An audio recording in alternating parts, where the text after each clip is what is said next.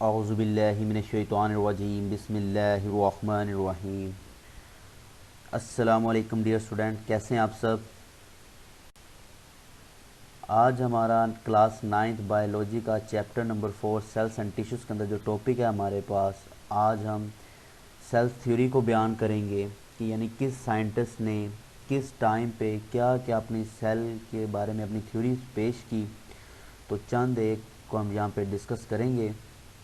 तो सबसे पहले हम बात करते हैं कि सेल्स के ऊपर या अनदर हम कोई भी बात करते हैं बाय नेचर या वर्ल्ड के अंदर जितना भी सबसे ज़्यादा जो काम किया सबसे पहले वो उन ग्रीक्स वालों ने किया। ठीक हो गया। ग्रीक्स हम कहते हैं यूनान वालों को। ठीक हो गया। यूनानी जो लोग थे इन्होंने नेचर ऑफ द वर्ल्ड के ऊपर सबसे पहले अपना डाटा को ऑर्गेनाइज करना शुरू किया। तो इसमें हमारे पास जो सबसे पहले आते हैं एरिस्टोटल साहब, जिसको हम अरिस्टो के नाम से भी जानते हैं। इन्होंने एक अपना आइडिया पेश किया, थ्योरेटिकली का आइडिया पेश किया कि तमाम के तमाम जानवर और जो पौधे हैं, animals and plants are somehow relates. कहता है ये किसी न किसी तरह से आपस में एक दूसरे से क्या रखते हैं, ताल्लुक़ रखते हैं। इनकी इस बात से काफ़ी ज़्यादा जो क्वेश्चन है वो रेज होते थे, क्या वाकई कोई ऐसी बेसिक यूनिट है हमारी लाइफ का जो प्लांट्स के अंदर या एनिमल्स के अंदर सेम होता है। ठीक हो गया। तो अब इसके ऊपर जो अगर हम बात करते हैं, क्योंकि 17वीं सेंचुरी तक माइक्रोस्कोप अभी तक हमारे पास नहीं थी, यानी कि हमने अभी तक नहीं बनाई थी, तो उससे पहले पहले तक किसी को भी ये आइडिया नहीं था कि जो एक ह्यूमन लाइफ है या अनदर कोई भी दुनिया के अंदर लाइफ है, उसका जो एक फंडामेंटल यूनिट या एक बेसिक यूनिट है वो सेल है। लेकिन एरिस्टोटल साहब ने एक आइडिया ज़रूर पेश किया था कि ये जानवर या एनिमल्स या प्लांट जो हैं ये आपस में एक दूसरे से रिलेट करते हैं। लेकिन चूँकि ये सिर्फ एक थ्योरेटिकली आइडियल था, यानी कि आइडिया था, इसके ऊपर कोई एक्सपेरिमेंट या प्रैक्टिकल नहीं हो सका था, इसलिए तब तक किसी को यकीन इस बात पे नहीं था, क्योंकि तब तक माइक्रोस्कोप भी डिस्कवर नहीं हुई थी। तो इसके बारे में आगे चल के हमारे पास आते हैं रॉबर्ट हुक। रॉबर्ट हुक एक ब्रिटिश साइंटिस्ट थे। 1665 के अंदर इन्होंने फर्स्ट टाइम सेल्स को क्या किया, डिस्क्राइब किया। अब डिस्क्राइब करने के लिए इन्होंने क्या किया, सेल्फ मेड इन्होंने एक लाइट माइक्रोस्कोप ली और एक स्लाइस ऑफ कॉर्क लिया। कॉर्क बेसिस पे एक दरख्त है, दरख्त की यानी कि जो लकड़ी होती है उसके एक छोटा सा पीस लेकर इन्होंने माइक्रोस्कोप के नीचे रख के इसको चेक किया, तो इन्हें कुछ इस तरह के डॉट्स वगैरह नज़र आने लग पड़े। अगर मैं तस्वीर को थोड़ा सा जूम करके दिखाऊं आपको, ये तस्वीर कुछ यूं नज़र आएगी आपको, जैसे कि ये आपको नज़र आ रही है। ठीक हो गया। जैसे छोटे छोटे होल्स आपको नज़र आ रहे हैं। तो अब हुक्स ने कहा कि ये बिल्कुल ऐसा है जैसे कि हनी कॉम्ब होते हैं, जैसे कि हम कहते हैं शहद की मक्खी को जो छत्ता नहीं होता, उनके छोटे आपको नज़र आ रहे थे, छोटे छोटे से पार्ट नज़र आ रहे होते हैं, बिल्कुल इसको वैसे ही नज़र आए।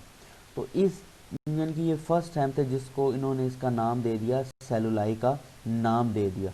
यानी कि सेल के बारे में अगर हम बात करें, जिन्होंने एज अ प्रैक्टिकली कुछ अपने बारे में शो किया था कि सेल कोई चीज़ है, तो वो हमारे पास रॉबर्ट। ठीक हो गया।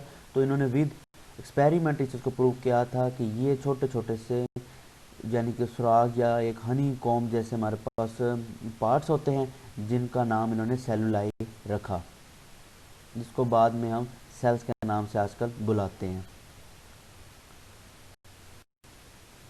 ठीक है। आगे हम बात करते हैं एंटी वैन लिवॉन हुक की। ठीक है।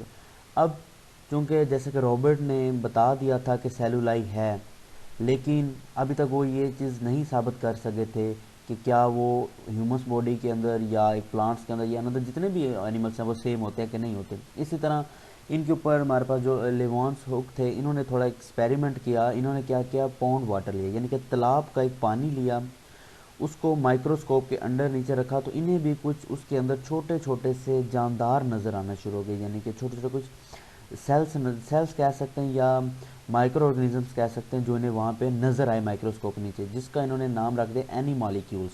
ठीक हो गया। एनी मॉलिक्यूल्स इसका नाम रख दिया। इसके बाद हमारे पास आया नेक्स्ट साइंटिस्ट से जेम्स बैप्टिस्ट डी लिमार्क्स। इन्होंने 1809 के अंदर एक थ्योरी पेश की जो कि काफ़ी ज़्यादा काबिल गौर भी रही आने वाले टाइम्स के लिए, कि कोई भी बॉडी है वो तब तक लाइफ नहीं रख सकती। कोई भी बॉडी है वो तब तक लाइफ नहीं रख सकती, या किसी बॉडी में लाइफ तब तक आ नहीं सकती जब तक वो बॉडी किसी सेल्स या किसी अनदर सेल टिश्यू से ना बनी हुई हो। यानी कि इन्होंने इस बात की वजाहत कर दी कि कोई भी बॉडी के अंदर लाइफ तब तक पॉसिबल है ही नहीं जब तक वो किसी सेल से ना बनी हो। ठीक हो गया। इसी तरह आगे चल के हमारे पास रॉबर्ट ब्रॉन्स आए। ये ब्रिटिश बॉन्टिस्ट थे। बॉन्टिस्ट यानी कि हम कहते हैं माहिर नबातात को, यानी कि प्लांट्स के ऊपर जो स्टडी करते हैं, जो जो प्लांट्स के माहिर होते हैं, इन्हें हम कहते हैं बॉन्टिस्ट कहते हैं। इन्होंने डिस्कवर किया सेल्स यानी कि प्लांट्स के अंदर, सेल के अंदर न्यूक्लियस को डिस्कवर किया। ठीक हो गया। ये छोटे छोटे से एमसीक्यूज होते हैं, अक्सर का बोर्ड के अंदर आ जाते हैं, इनको थोड़ा सा ध्यान रखिएगा कि प्लांट्स के अंदर फर्स्ट टाइम न्यूक्लियस किसने डिस्कवर किया, तो वो हमारे पास है रॉबर्ट ब्राउन। इसी तरह आगे हमारे पास दो डिफरेंट साइंटिस्ट आते हैं, एक आते हैं हमारे पास शील्ड और एक आते हैं शिवान। ठीक हो गया। सबसे पहले हम शील्डन की बात कर लेते हैं कि 1838 में ये जर्मन, ये भी बॉन्टिस्ट थे, मैथियस शील्डन, इन्होंने फर्स्ट टाइम यानी कि ये बॉन्टिस्ट से इन्होंने प्लांट्स के ऊपर अपनी वर्किंग की और इन्होंने सेल थ्योरी के रिलेटेड अपनी एक स्टेटमेंट दी। प्लांट टिश्यूज़ के ऊपर जो स्टडी कर रहे थे, इस तरह उन्होंने सेल के ऊपर एक थ्योरी पेश की। थ्योरी क्या थी? कहते हैं कि जितने भी प्लांट्स हैं ये बेसिकली एक इंडिविजुअल सेल्स के बने हुए हैं, एक इंडिविजुअल सेल्स का मजमूआ है, यानी इंडिविजुअल सेल्स के इकट्ठ है, इनका इकट्ठे रहते हैं, लेकिन जो कि हर सेल क्या होता है, टोटली इंडिपेंडेंट होता है, यानी कि वो टोटली आज़ाद होते हैं।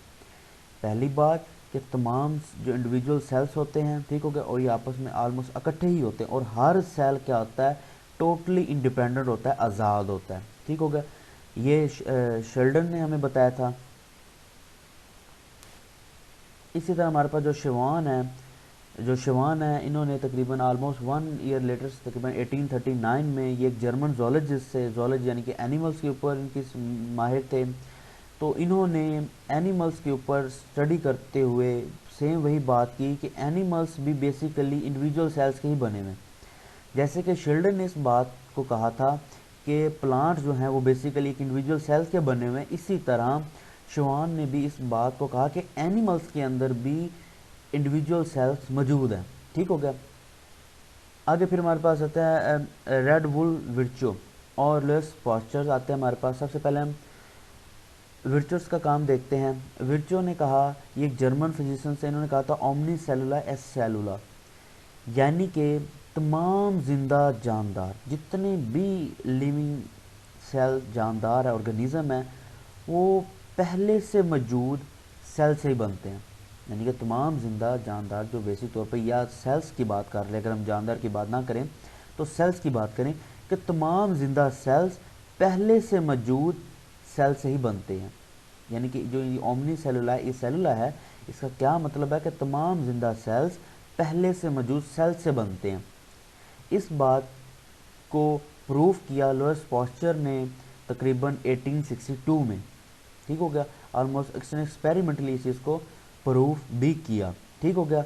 अब जितना भी हमने अपनी डिस्कशंस की है, इसके ऊपर जो हमारे पास टोटली जो फीचर्स आते हैं, यानी कि जो हमारी सेल्स के ऊपर जो थ्योरी मेन पेश की गई थी, वो कुछ 3 स्टेटमेंट के अंदर थी, और वो कुछ यूँ है कि all cells, all organisms are composed of 1 और मोर सेल्स, कि तमाम जानदार एक से ज़्यादा सेल से बने हुए हैं।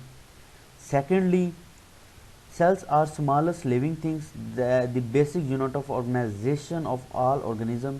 सेल सबसे छोटी जिंदा चीज़ है, ये तमाम जानदारों के लिए क्या है, एक बेसिक यूनिट भी है। ठीक हो गया। जिसे बाद में आजकल हम यही कहते हैं, the basic unit of life is called a cell. ठीक हो गया।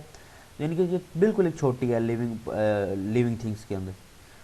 थर्ड बड़ी इंटरेस्टिंग बात थी, कहते हैं कि सेल सिर्फ पहले से मौजूद है, जो सेल्स हैं वो पहले से मौजूद सेल्स की डिवीजन से वजूद में आए हैं, या उनकी वजह से आए हैं।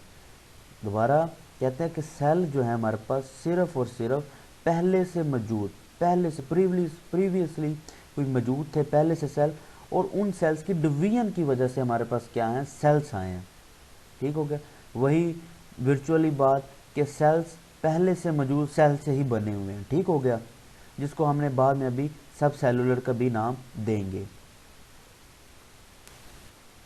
अब वही सेल की बात आगे आ गई कि अब जो सेल्स की वो बात कर रहे थे कि एक सेल पहले से मौजूद किसी सेल्स का बना हुआ है, या जो एक सेल्स है वो पहले से मौजूद किसी सेल्स की डिवीजन से बना हुआ है, तो उसको हमने सब सेलुलर का नाम दे दिया।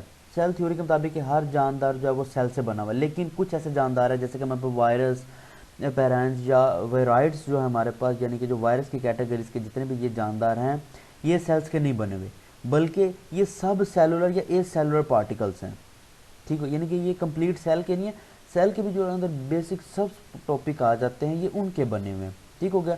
और इनके अंदर किसी किस्म की मेटाबॉलिज्म्स नहीं होती। मेटाबॉलिज्म हम पहले भी डिस्कस कर चुके हैं कि ये चेंजिंग को कहते हैं, यानी कि इनकी बॉडी के अंदर किसी किस्म का भी चेंज नहीं आता। दिखने में ये आपको बिल्कुल नॉन लिविंग थिंग्स जैसे नज़र आएंगे, लेकिन इसके अंदर भी कुछ प्रॉपर्टीज़ हैं लिविंग ऑर्गेनिज्म वाली। तो किस तरह कि ये जैसे किसी लिविंग पर्सन के ऊपर जाके रहते हैं, तो वहाँ पे क्या करते हैं, अपनी जो नस्ल है वो आगे क्या करते हैं, बढ़ाना शुरू करते हैं, अपनी जनरेशन को आगे बढ़ाना शुरू कर देते हैं। ठीक हो गया। तो इसलिए ये लिविंग ऑर्गेनिज्म भी बन जाते हैं, और नॉर्मली हम देखते हैं तो ये नॉन लिविंग थिंग्स ही हमें नज़र आती हैं। इसलिए यही इसकी रीज़न भी थी कि हमने वायरस वगैरह को 5 किंगडम के अंदर नहीं रखा। क्यों? इनकी बेसिकली ये नॉन लिविंग थिंग्स ही होते हैं, लेकिन जैसे ही ये किसी लिविंग पर्सन के ऊपर या लिविंग थिंग्स के ऊपर जाके रहते हैं, तो वहाँ पे ये अपनी जनरेशन को क्या करते हैं, आगे बढ़ाना शुरू कर देते हैं। और ये चूँकि कंप्लीट सेल का नहीं होता, बल्कि ये सेल के भी सब सेलुलर पार्ट का बना हुआ होता है। तो ये जितनी भी हमने अभी डिस्कशंस की है, उससे ये छोटा सा ये चार्ट है, यानी कि किस टाइम के साइंटिस्ट ने क्या क्या बातें की, उनकी छोटी छोटी ये डिस्क्रिप्शन है, एक एक लाइन के अंदर लिखी हुई है। तो आप इसको देख लीजिएगा। अक्सर आज एग्ज़ाम्स वगैरह में क्वेश्चंस एमसीक्यूज़ या शॉर्ट क्वेश्चन में आ जाते हैं। बहुत शुक्रिया। आज छोटा सा लेक्चर था, उम्मीद करता हूँ आपको अंडरस्टैंड हो गया होगा। अगर फिर भी आपको कोई चीज़ अंडरस्टैंड नहीं हुई या आपको कोई क्वेश्चन है, तो आप कमेंट करें, इंशाल्लाह बहुत जल्द उसका आपको आंसर मिल जाएगा। बहुत शुक्रिया। वीडियो अच्छी लगी है, लेक्चर की समझ भी आ रही है, तो लाइक करें, कमेंट करें। और अगर आपने अभी तक मेरा चैनल सब्सक्राइब नहीं किया, तो मेरे चैनल को भी सब्सक्राइब करें, और साथ लगे छोटे से बेल आइकन को लाजमी प्रेस करें, ताकि मेरी आने वाली हर वीडियो आप तक पहले पहुंच सके। बहुत शुक्रिया। इंशाल्लाह मुलाकात होती है नेक्स्ट लेक्चर में। तब तक के लिए अल्लाह हाफ़िज़।